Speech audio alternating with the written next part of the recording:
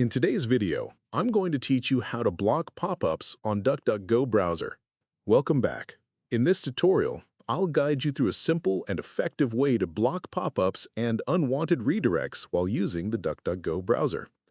This will help you enjoy a cleaner browsing experience with fewer interruptions while visiting websites. To begin, open your DuckDuckGo browser and allow it to fully load until you reach the main browsing screen. Once everything is ready, you'll need to access the browser settings to manage pop-up protection features.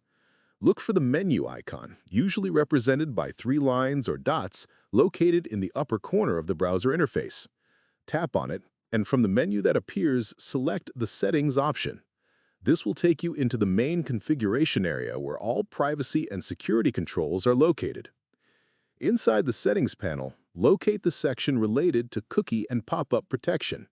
This area is designed to help you control how the browser handles intrusive website elements such as pop-ups, cookie prompts, and automatic redirects.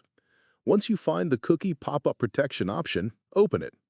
You'll see a toggle or checkbox that allows DuckDuckGo to automatically block these types of interruptions.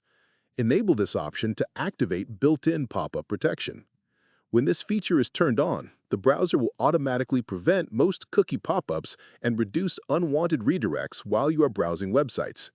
This helps improve both speed and privacy, since fewer tracking prompts and intrusive windows will appear during your sessions. If you ever prefer to allow certain pop-ups or disable this protection, you can return to the same settings section and turn the feature off.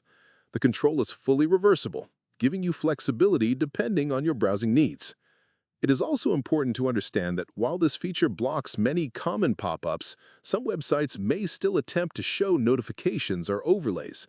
In those cases, the browser will still reduce as many interruptions as possible based on its privacy filters.